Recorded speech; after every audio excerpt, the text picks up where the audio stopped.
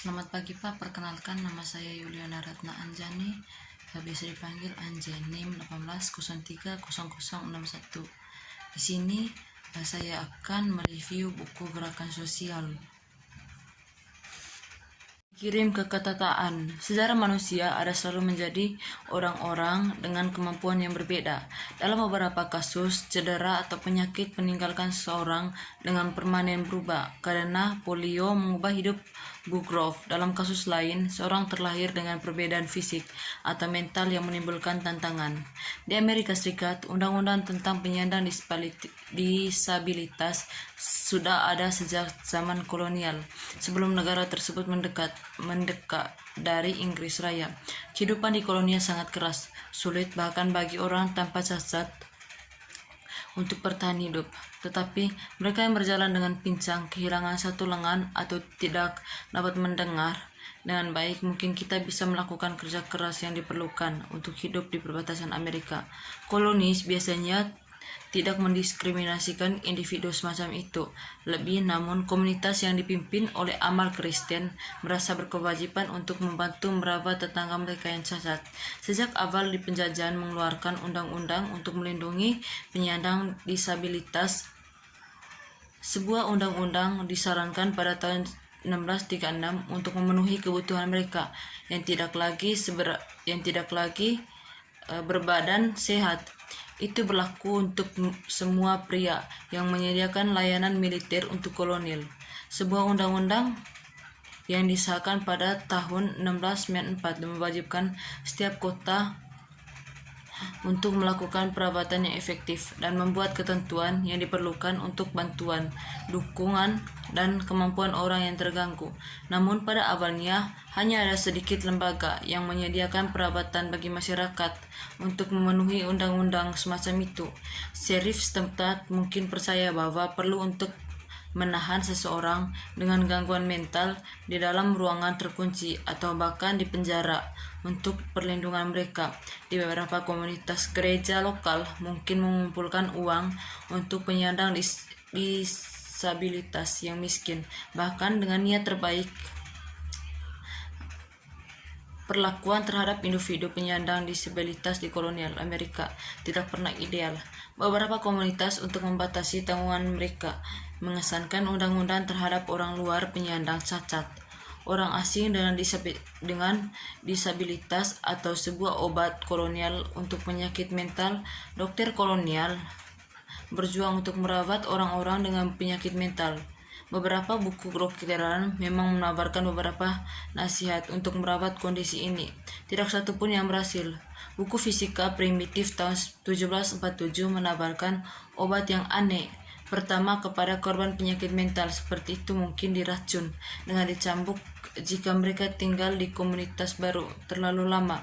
Beberapa komunitas mulai mendirikan lembaga pada tahun 1700-an. 1700 Benjamin Franklin membantu mendirikan rumah sakit, termasuk fasilitas untuk mengobati penyakit mental. Tetapi pengobatan tidak selalu terencanakan pada fasilitas untuk mengobati penyakit mental.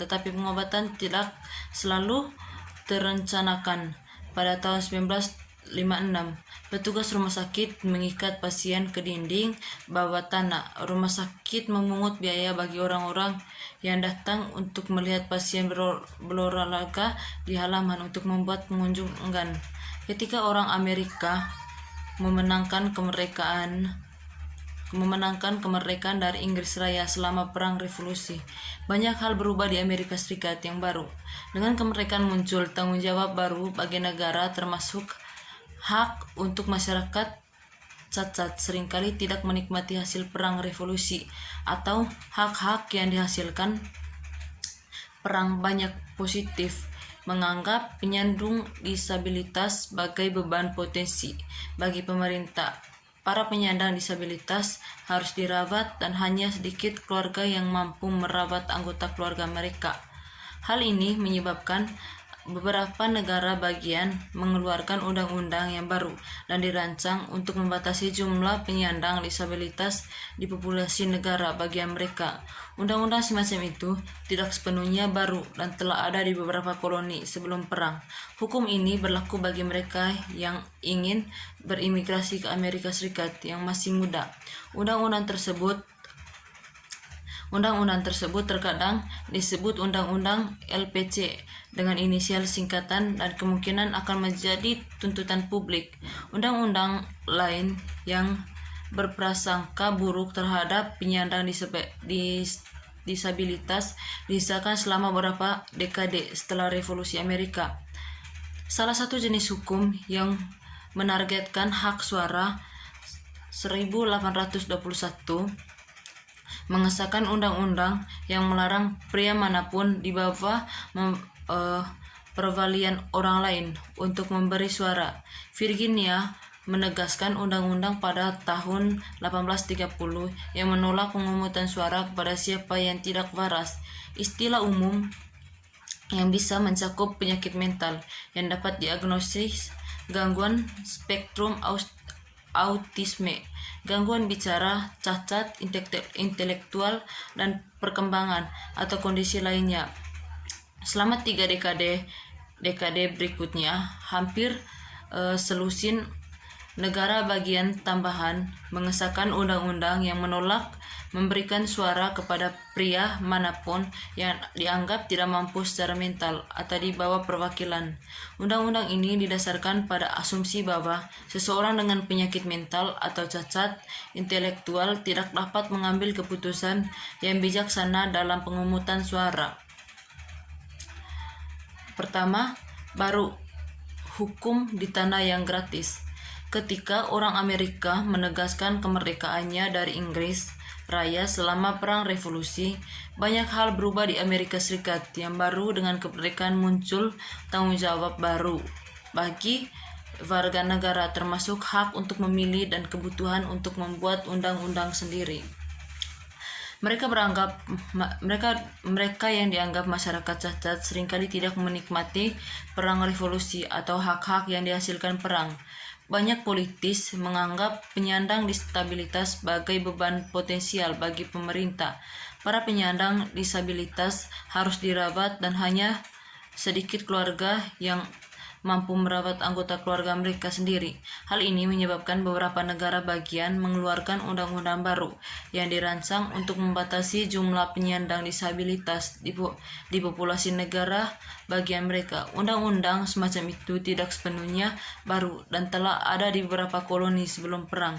Hukum ini berlaku bagi mereka yang ingin berimigrasi ke Amerika Serikat yang masih muda. Undang-undang tersebut terkadang disebut Undang-Undang LPCT dengan inisial singkatan dari kemungkinan akan menjadi tuntutan publik. Bangkit disabilitas lembaga. Dari tahun 1860-an dan orang-orang dari Amerika Serikat pergi berperang dengan salah satu sama lain. Lebih dari 6.000 orang Amerika termasuk orang utara berbaju biru dan orange, orang selatan berpakaian abu-abu tewas selama perang saudara Amerika. Selain itu, puluhan ribu orang terluka. Banyak di antaranya kehilangan anggota tubuh atau mata atau menderita luka permanen lainnya. Vetera dengan penyandang disabilitas kesulitan mencari pekerjaan, tetapi dengan meningkatkan fotografi para vetera yang terluka dan vetera penyandang disabilitas tidak bisa diabaikan. Setidaknya 45.000 orang muncul dari perang dengan satu atau lebih anggota tubuh diamputasi. Gambar menunjukkan mereka tanpa kaki, tanpa lengan atau cacat lainnya.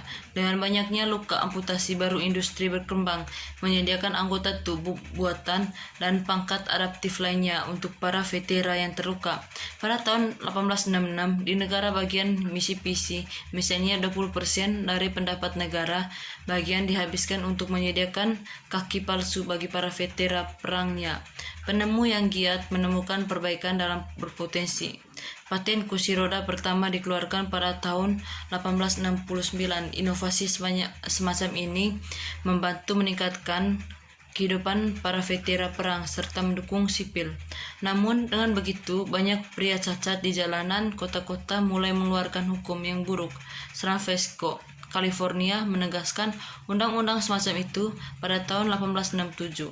Undang-undang tersebut melarang siapa yang sakit, cacat, dimutilasi, atau cacat dengan cara apapun sehingga menjadi objek yang tidak sedap dipandang atau menjijikan, agar tidak terlihat di jalan-jalan kota. Kota lain seperti Chico mengeluarkan undang-undang serupa. Di Portland, Oregon, undang-undang melarang orang-orang yang cacat untuk menjulur-julur di tengah umum. Inti dari hukum semacam ini adalah untuk menghapus penyandang disabilitas dari pandangan publik. Perubahan lembaga. Selama setengah abad perang saudara, sekolah untuk tunarungu dan tunanetra meningkatkan secara dramatis. Banyak untuk menghapus penyandang disabilitas dari pandangan publik. Itu pesannya jelas, jauh pandangan di luar pikiran, cedera dari kepala hingga kaki, peralatan adaptif termasuk tongkat khusus berjalan, kawat gigi, mata kaca, dan perangkat lainnya.